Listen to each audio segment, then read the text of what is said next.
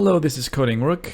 I'm gonna do a vlog today showcasing my progress so far with my utility AI system. For those of you who have followed my past streams on Twitch or have seen my YouTube videos, I'm trying to bypass the Unreal Engine's behavior tree system, and I'm just doing my own utility-based AI system, which basically means a collection of decisions that the AI can take at any given point in time based on a scoring system.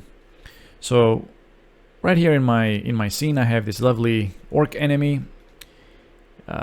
He has no intelligence so far. He's totally blank, totally empty. We can just walk towards him, taunt him a little bit, hit him. He will not react. And I'm going to show you how basically I have designed the building blocks to give him some intelligence. I have created a demo test folder so I can keep things organized and neat. And so, for example, I'm going to start building out the decisions. What I'm going to do is I'm going to do a new blueprint. I'm going to say all classes. I'm going to do decision. And let's see. This is the base native class in C++ for a patrol decision. So I'm going to call this PP patrol test.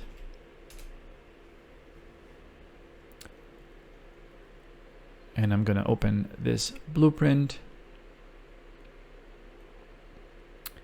And I guess we're going to concentrate here on the right-hand side of the blueprint in the details panel. Unreal 5 made the font a bit small, so I'm hoping that things can be visible in the video. But basically what I've done here is there's a collection of parameters and attributes that we need to assign to this patrol decision to work. Now I have to give it a tag, for example. I'm using gameplay tags.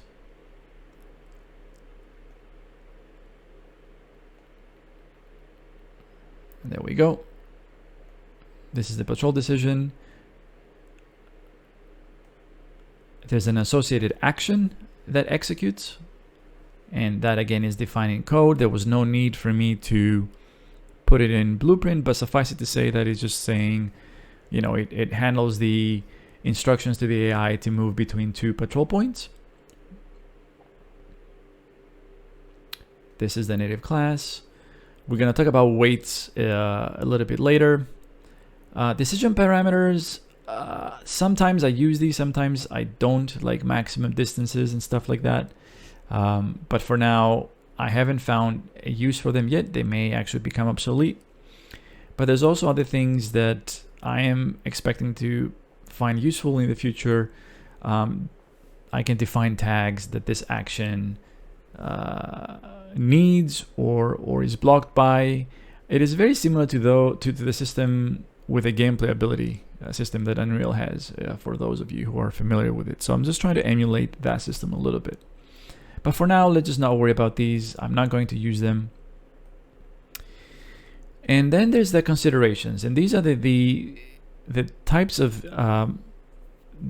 data and information basically that the AI pawn needs to make a decision.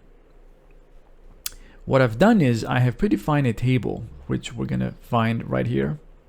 I'm actually still calling it test because it was out of a prototype that I was doing, but it now is in its final state. So let's go check out that table for a second. In this table, I have defined the primitive, I guess, input and data that the AI needs for certain actions. I'm still obviously developing the whole, I guess, intelligence for these guys, for the pawns. So there's not enough to work with at the moment. But the few things that I have basically ask 2 or 3 basic questions.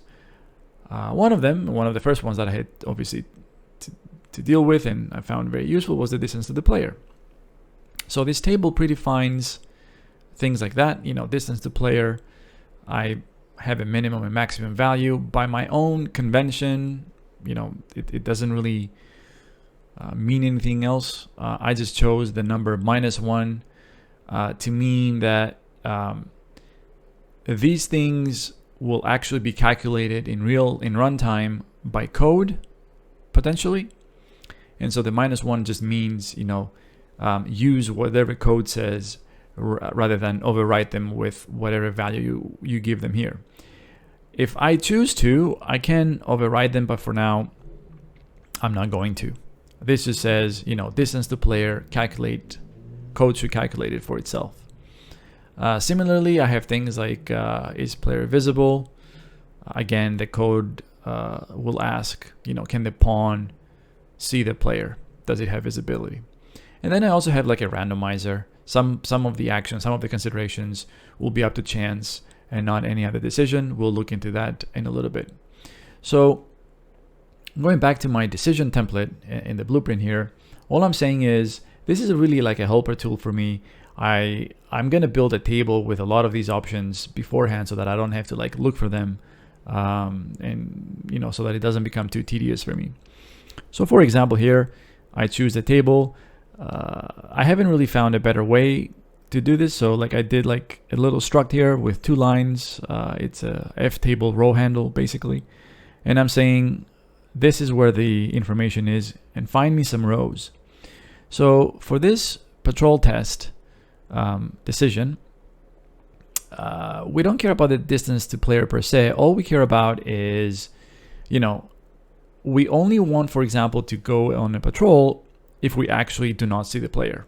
It doesn't make sense for the AI pawn to go patrolling when you actually see the player. So the consideration that we're going to do here is player visible? Now, once I have selected this in my helper tool, I automatically then can add this configuration in my list of considerations by pressing, add an element in this array. There's some stuff in the background that I do in code so that once the helper tool has defined what kind of input I'm after, once I hit the plus sign here, add for me 1 element, it populates this consideration. And this consideration says, is player visible? If I can just bring that perhaps closer to the center of the screen, it might be easier for people to view. Right. And again, the name is populated here. This is where what I was saying earlier comes into play. Overridable input. I can then define some values here that override things if I want to. But for now, I don't need to. And then I do something interesting. I have followed the online talks by David Mark, I think is his name. He's a game programmer, designer that has done a lot of work on game theory, on game AI. And if you look on GDC Vault talks, you'll find his work. I think he's authored a couple of books as well.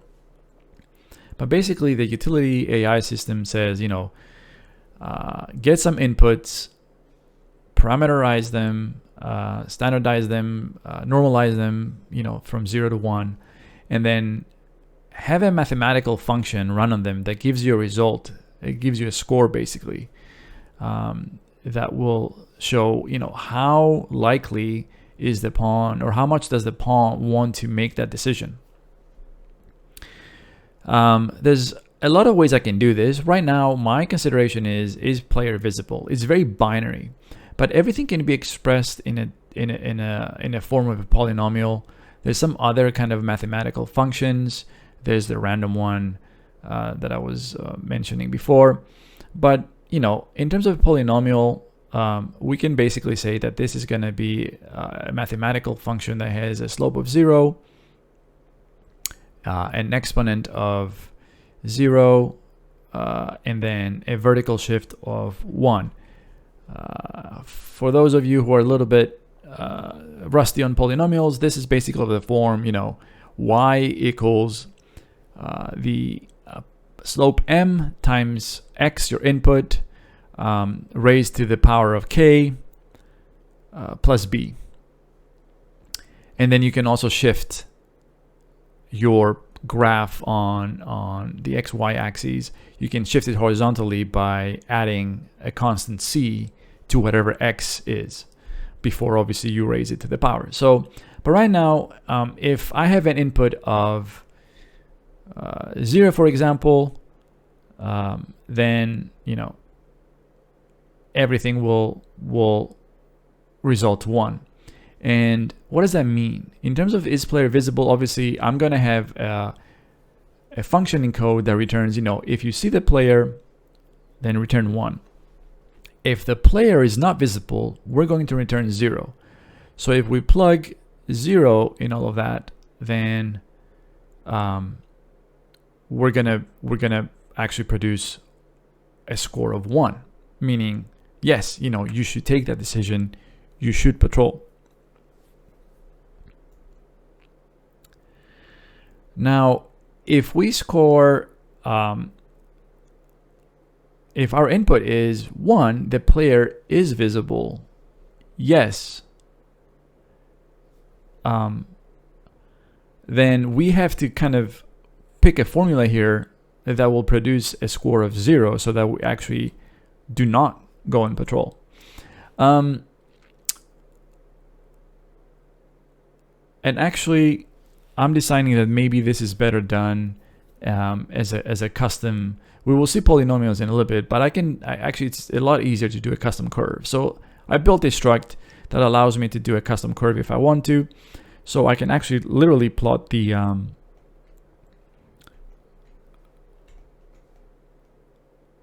if I could add a key. I forgot how we add a key to this. I think it's shift and click, but it won't let me. There you go. Oh, no. There you go.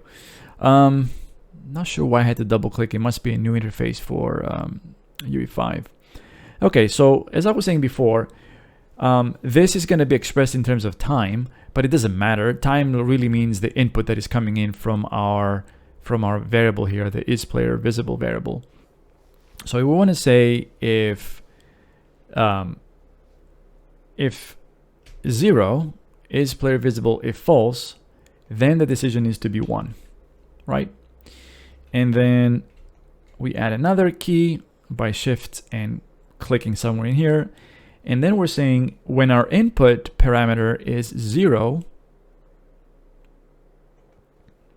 rather 1, which means that is player visible boolean or function or whatever, the input returned true, 1, then the decision that we want to do is 0. Do not go on patrol. It doesn't make sense for you to go on patrol. And you'll see this polynomial having a downward slope. If we were to do this, actually, it would have been a slope of -1. So I shouldn't have done 0 here. I meant to do a slope of -1. It doesn't matter that we have values that interpolate in between. By design, I know that my input is player visible is only going to be binary 0, 1. So this still works for my purposes. So I think we're done now. This is a decision that says I have one consideration to make, and that is the player visible? Okay, I get this input, and this is how I score it. If I see the player, then that is true, but that scores 0, as you can tell here in the on the y-axis. But then if I score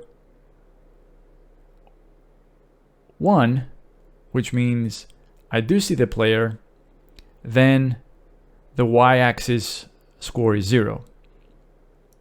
Sorry, initially maybe I misspoke, but you know, when the input is 0, I do not see the player. My score on the y-axis is up here, is 1. So yes, go on patrol when you don't see the player. Okay, so we can put this aside for now.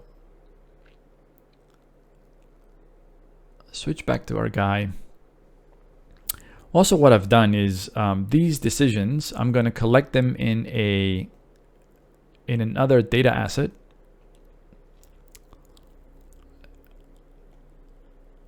Of type intelligence package that I've done.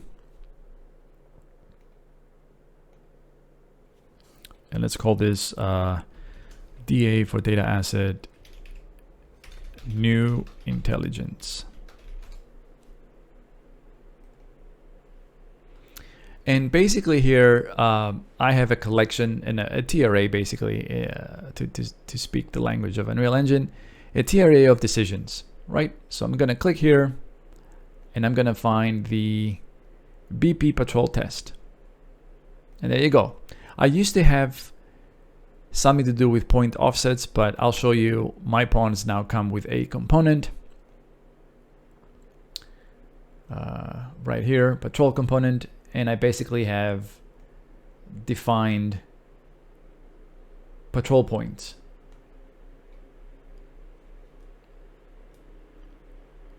Which I can add right here.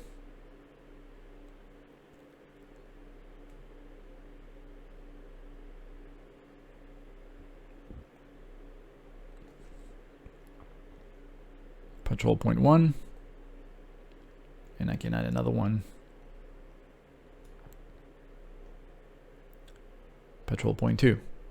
And the last thing I need to do is go to this guy's properties again and look for intelligence, but not under armor, but under the overall BP.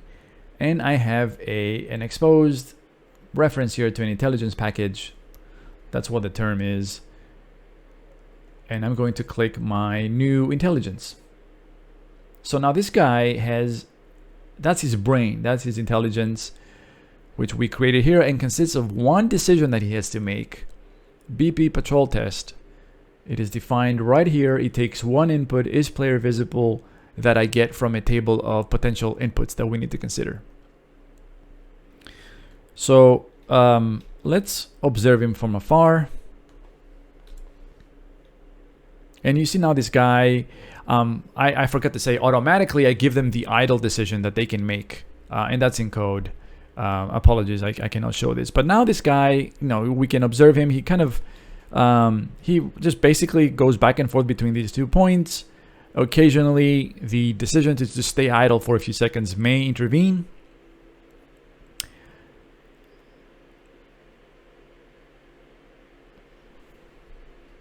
And he goes back and forth between the 2 patrol points. So let's see now. Let's go one step further and let's build some more behavior in him. So we can go here and do another blueprint. And let's look up another decision from code. So let's recreate the melee attack. I already have a blueprint from before, but I'm just going to try and recreate it from memory if I can and show you. So BP attack, oops, attack test.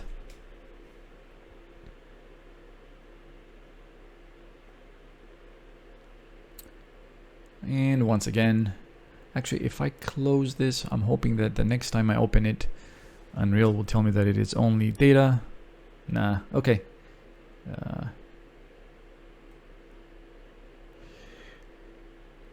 Let's bring it here for you guys to.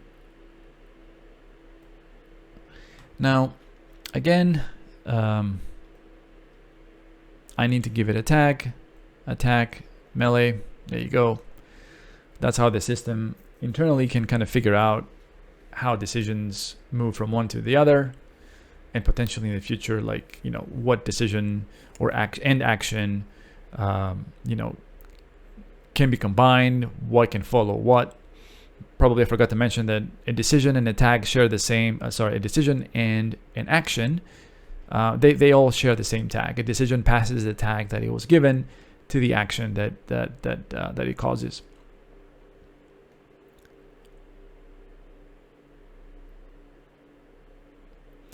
And now this decision needs to an associated class for the action. And basically the actions, like I said, they're all in code. They just, they actually just execute the decision.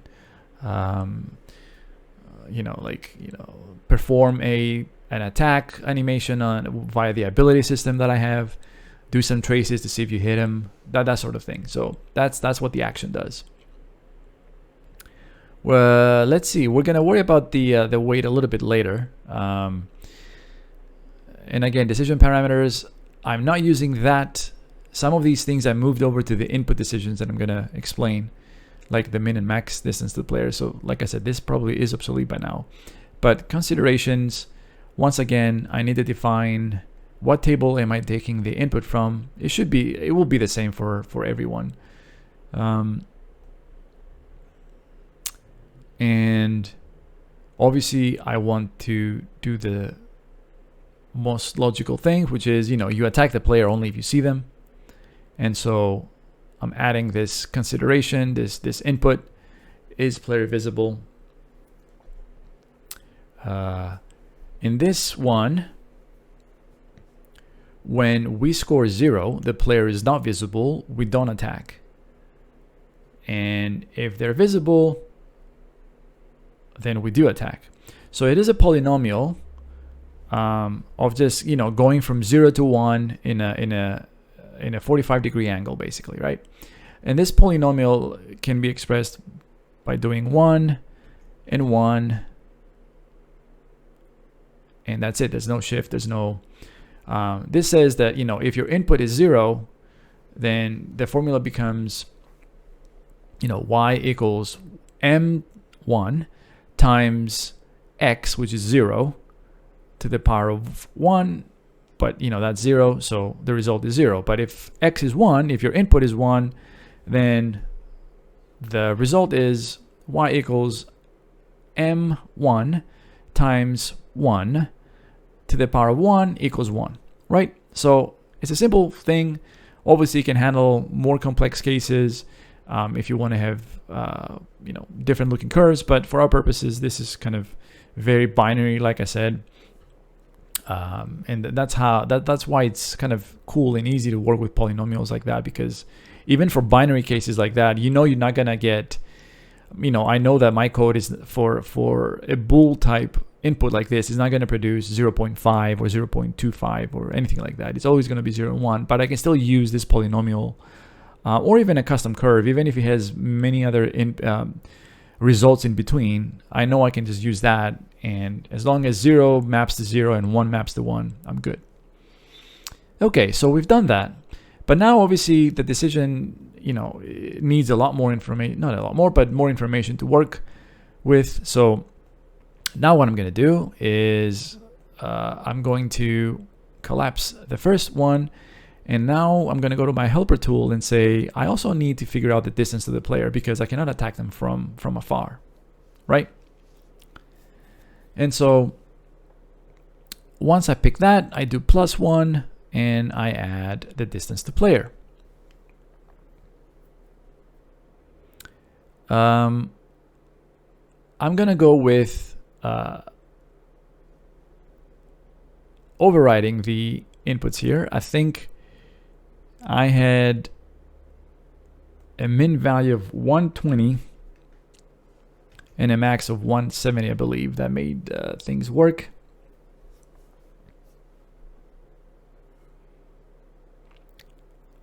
And this is a bit of a tricky one. What I want to say is that the input that is coming in is going to be compared to 120 or 170. It's going to be normalized. It's going to be a percentage, I guess. It's going to be value from 0 to 1 based on the range of 120 to 170.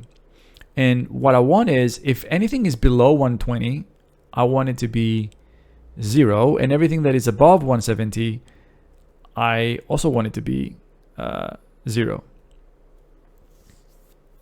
So I think I used a custom curve for that. But let's see if I can recreate it here. I may have to cheat and... Oh yeah, so I did something cool here. Like obviously I cannot amend the custom curve because the polynomial expects you to do the parameters and build the polynomial. But once I do a custom curve, then my custom curve input box here is enabled. Right, so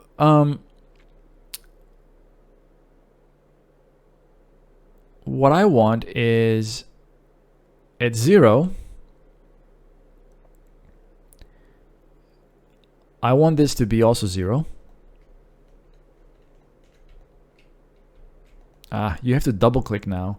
Actually, it's very weird. Yeah, before I used to be able to just shift click in here and do it, but then I guess they force you to do this. I am going to cheat just to make sure that I can do this correctly. Melee attack decision.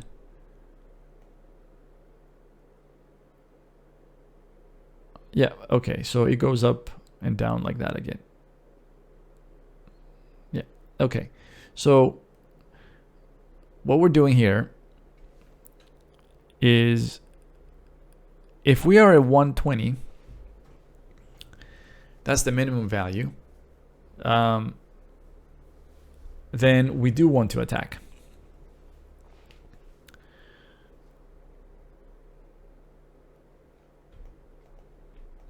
So we're going to do 0, score is 1, and then we're going to add another one.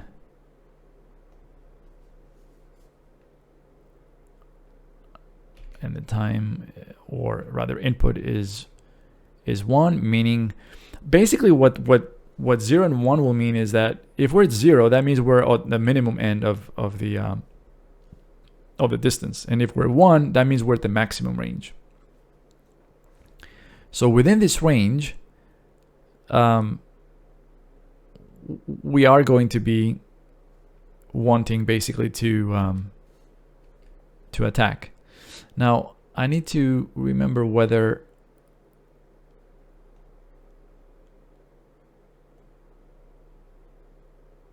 okay, so I need to drop the curve down.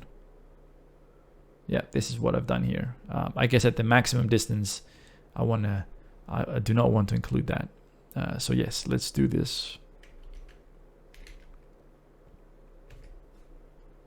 And let's add another one and say that at the absolute maximum, I don't want anything. I don't want to attack. In fact, let's make it even more abrupt. There you go. So that's my curve.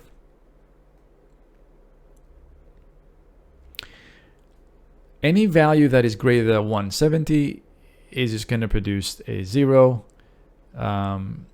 And, you know, obviously any value below 120 is going to get clamped. It's going to, the code in the background will just, you know, evaluate 120 and will give me a score of 1, you know, attack. You're already too close.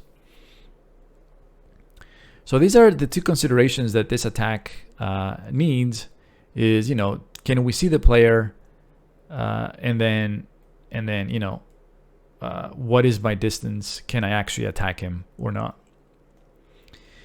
Now, once the decision template is ready, we go back to the intelligence package and we just simply add it to this guy's brain, to the intelligence. Now, not a lot will happen now because he's going to be expecting us to be close. So he's just probably going to start patrolling. If I possess and arm myself, only now that I get too close to him will he start attacking me. If I'm there, he's not going to do anything. And he's going to go back. You almost saw him go back to his patrol. Weirdly, I think I'm not perfectly aligned with him. It's kind of odd.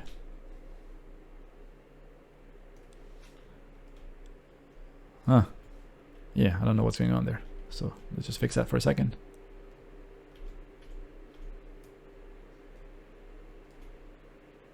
Anyway, not too important now. I guess then we need another decision that we need to enrich the brain of our fellow orc here, and that is, like, move to the player. You see the player, but there's no decision for him right now to actually walk to the player. Probably I forgot to mention, but yeah, attack only takes care of like the actual physical animation of attacking. And so once again, I can go to my little demo test folder here, and then I'm gonna say do another blueprint class, and let's do another decision base, and move to player decision, and that is the native class. Select, and let's call this BP move test. Gonna open it, and by now I think you guys get the picture. I'm gonna add a decision tag that says move to player, because theoretically I can have other targets to move to, so I can create another tag when the time comes. But I add this tag. There's an action in defining code, AI move to player action, and that is the class that will handle the instructions to the player, the AI controller to say move to target. Let's worry about the weight a little bit later. Again, forget about decision parameters for now. Considerations, let's pick from our table, and we're gonna pick two guys that we know already. Is player visible? Don't move to the player unless you can see them. So we're gonna build our polynomial again, 1 and 1, I believe, so that if we see them, yes, we move. If we don't see them, we don't move. And I could have done that with a custom curve as well. Let's hide that, and then I can say, okay, I want another one. I want the distance to the player.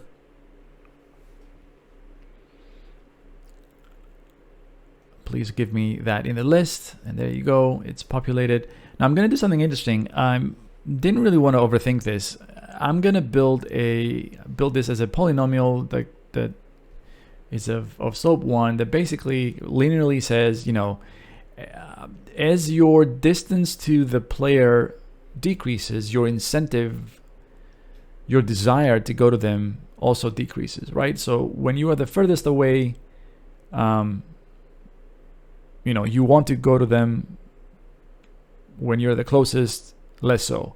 And that will obviously give some richness to the behavior, because you may want to do other things when you're a little bit closer to the player rather than just move to them.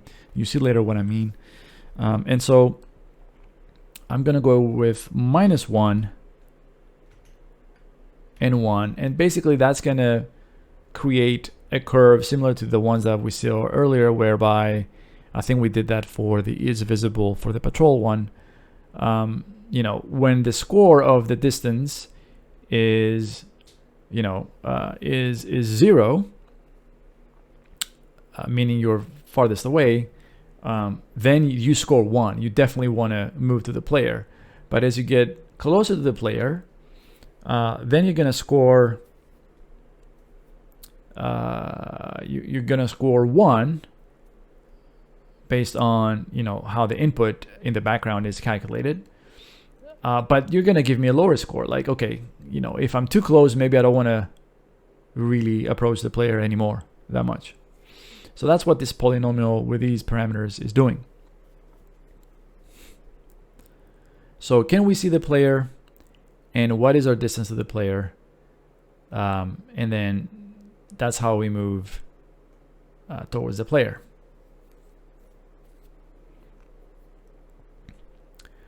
I'm trying to remember if I need to define. I could have defined min maxes here as well. The reason I'm not doing so, if I go back to my test, distance to player, min values -1, -1, and I don't override move test. I don't override anything here. And that's because I know that my code, I could have done some min maxes here. What I've done in code is I said, okay, if there's no overridable values here, if there's only -1s, that means forget about, there's no min value that I'm overriding. Do this in code. And what I'm doing in code is I'm basically saying, what is the AI pawn perceptions sight radius, and use that, as a proxy for distance, basically. If you're close enough for you to be visible to the pawn, then that's the consideration they take. Okay, you're close enough. What's the distance then? And how does that reduce as one of us or both of us are moving closer to each other? I could have done something that I guess disregards the sight radius and say, min is this and max value is something else, and then the pawn would try to obey these. But I'm not going to take my word for it. In code, I'm saying use the perception system's sight radius, and then that's the distance. If you're within sight distance, then you're close enough to start moving towards 2. Okay, and that's done. And obviously we need to go back to our intelligence package and then say add another one. And the order doesn't matter.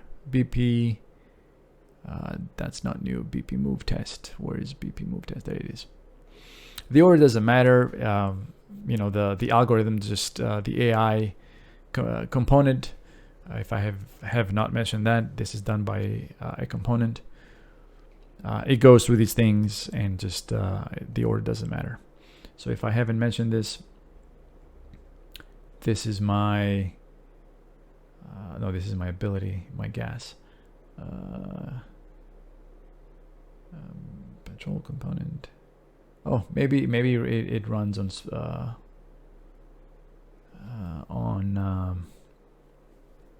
at runtime, I guess. Oh, oops, no, I forgot. It's not part of the pawn. Obviously, it's part of the AI controller. So if we go back to my AI folder, AI controller, I'll show you over here to the left, utility AI component. That's my component. But anyway. And so now our intelligence has 3 decisions, and they execute the 3 corresponding actions. So let's see now. We start. I think he's moving towards his patrol point. We missed him. I don't want to chase him, so.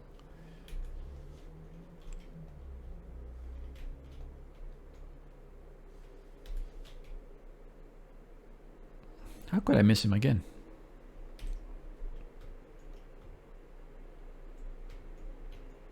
Ah, he's not moving to me. Ah, there he is.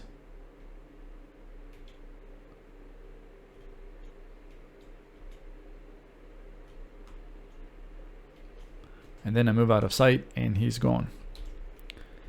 Let's do this again. Okay. I think I need to. I'm probably forgetting something.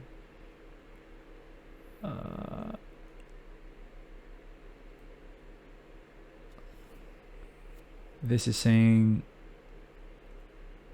yeah, it should be a downward sloping distance to player. I wonder if I do actually need mins and maxes. No, I shouldn't have to. Let's take a look at the, maybe I'm forgetting something for this demonstration.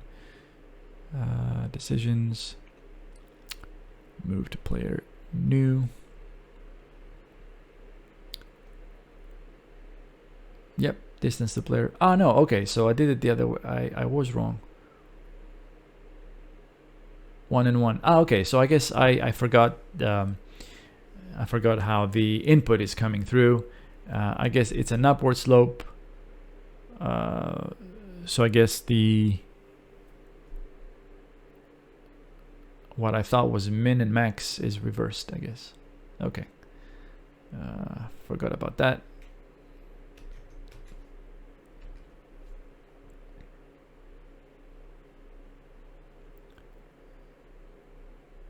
Okay, yeah. So when the distance is at the minimum, like when we're closest, then the score is 0.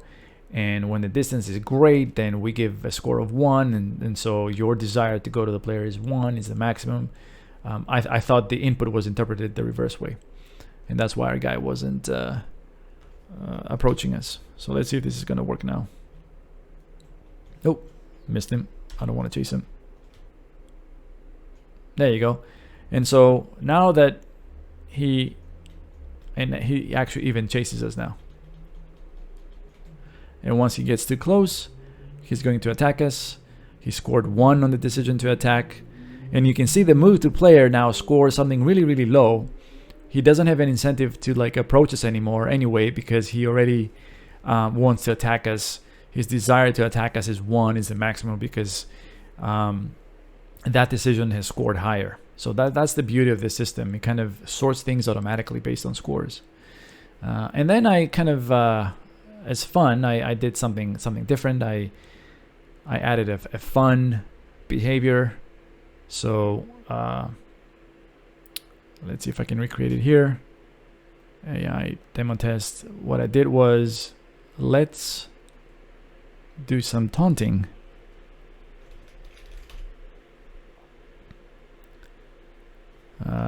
So what's my BQ AI taunt decision? Select VP taunt test. And again, I give it a tag, a taunting action or a taunt tag. It will spawn an action of taunting.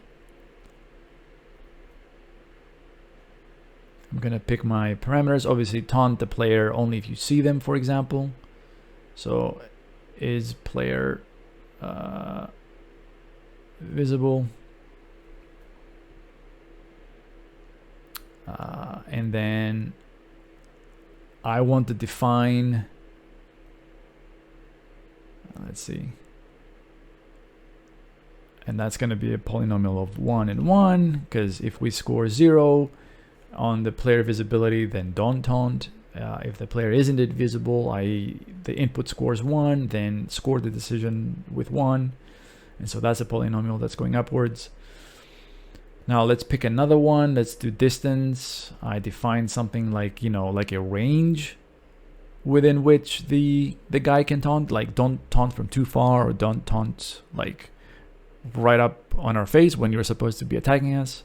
Also, we're going to attack you if you're taunting us like a fool. So I am going to say that this is an overridable input. So I'm just going to say, between 400 and 500 centimeters, or Unreal units.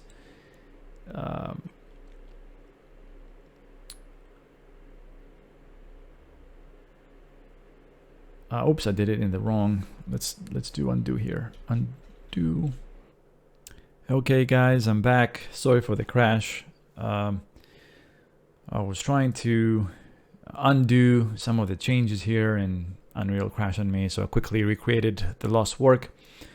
One thing I noticed that is a bit counterproductive for workflow is that when I'm working on one kind of grouping here, one struct of my considerations list, and then add another one, it's added here at the bottom, collapsed, and I keep thinking that I'm working on the new one, but I wasn't, for example, earlier. So this was still the visibility. I forgot to look at the name here. So let's collapse this one.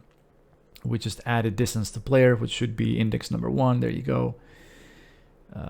And as I was saying, I wanted to do this within a range. So the distance to player for when we taunt, for example, I went with 4 to 5 meters, for example.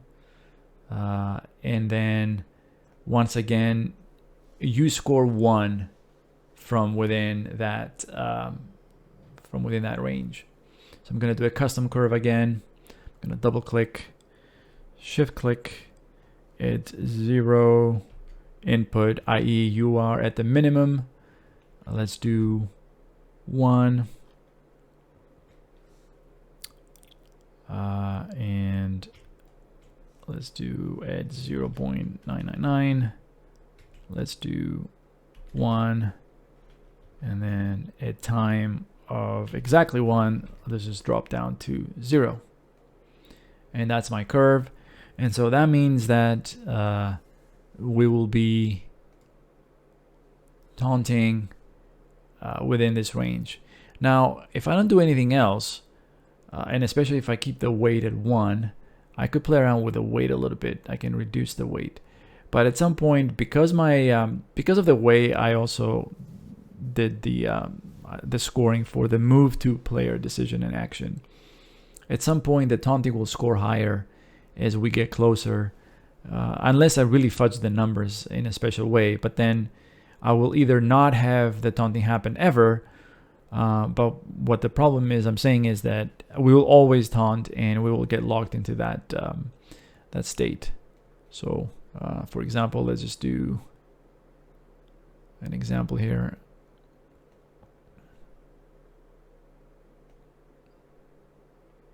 So now it is part of our intelligence. Let me just double check. Can see the player. Yes. Polynomial.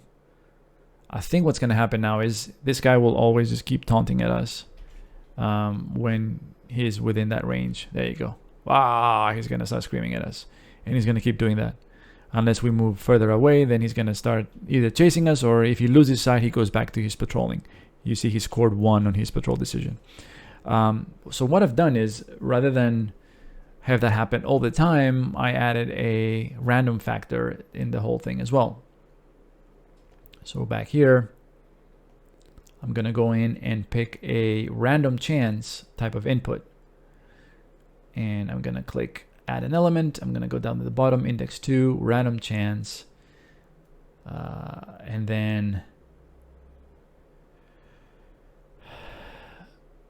the way I did this is I get a random input from 0 to 1 with a typical C++ functions that Unreal Engine provides, fmath, rand, or whatever, frand, I forget.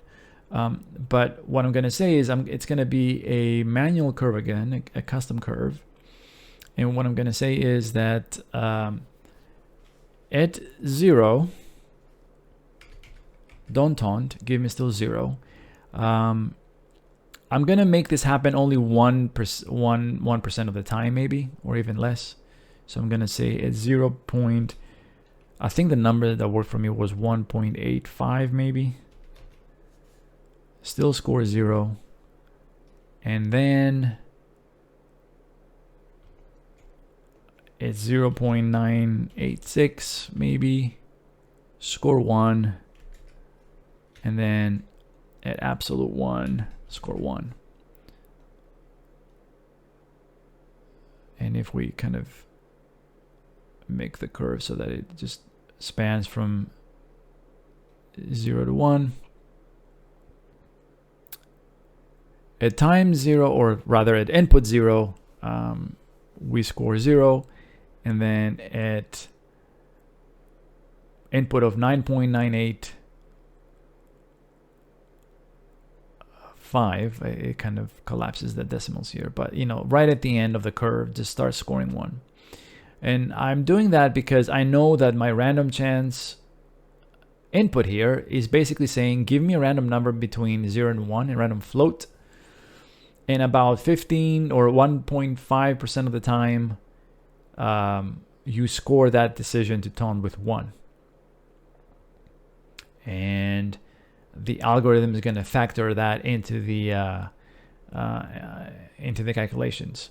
I probably forgot to mention that the way that these decisions get combined, they multiply each other, right? So if one of them scores 0, it cancels everything out. So this random chance, even if we score okay in terms of, yes, we're seeing the player, yes, we are within 400 and 500 Unreal units. But if the random chance scoring thing provides 0, then it's not going to happen. We're not going to taunt.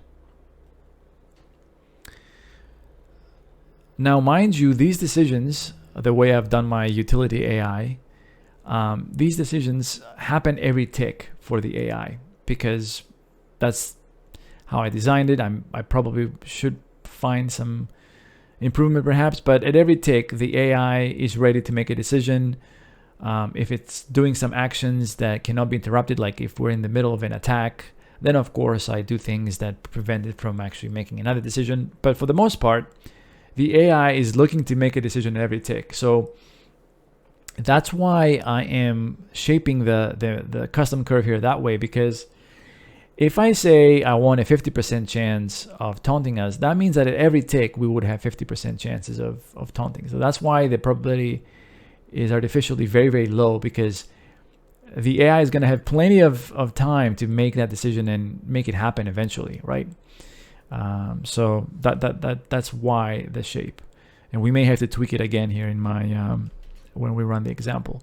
So hopefully what we see here now is that sometimes he does do the little taunt at that specific distance from us, at that specific range, and sometimes he doesn't. So let's see. He's going to approach us. Okay, this time he didn't do it. And now he's done it because he was at the right... and yeah, see, sometimes he may do it a little bit too frequently. So I may have to come up with code for cooldowns. Eventually he gets too close. I need to have the weapon to play the hurt animation for some reason. I need to improve that. And there you go. He's taunting us. Well, now he's lost interest and he goes back to his patrolling. Let's play it one more time. There you go. He's taunting. And now he approaches. I can tweak this. Like obviously I can show you that if I make this a little bit too frequent, if I make this 785 for example, and I also have some sort of gradual decision towards 1, depending on distance and how the other things score, we're probably going to get stuck with him taunting us all the time. There you go. 2 in a row. He moves like that, because that happens every tick. And that's my way of ensuring that we don't get stuck. I will eventually, obviously, do a cooldown for these actions. So actually, let's push this.